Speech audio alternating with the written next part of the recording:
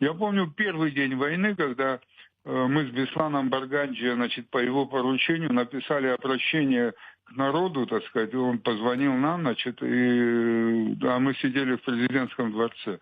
Надо, говорит, подготовить обращение к народу. Но мы, чтобы ускорить время, сели с Бесланом Барганджи и стали писать обращение. Он одну часть, я другую, а потом сложили, чтобы побыстрее это все сделать. Приехали туда, где находился Владислав Григорьевич. Он находился на маяке, там, значит, в воинской части российской.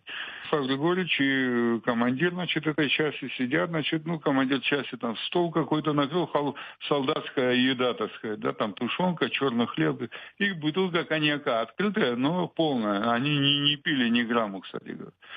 И вот пока, значит, устанавливали там эту аппаратуру для записи его обращения к народу, так сказать, да, он взял то, что мы написали, и начал править. Глаза поднимает и говорит: фашистами их назову, как вы смотрите?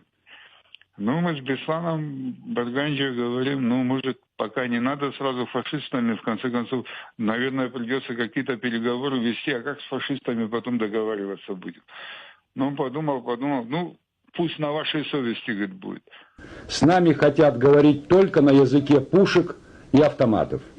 В этот трудный для нашей Родины час я обращаюсь к каждому ее гражданину, какой бы он национальности ни был, встаньте на защиту Абхазии. В таком единстве мы непобедимы.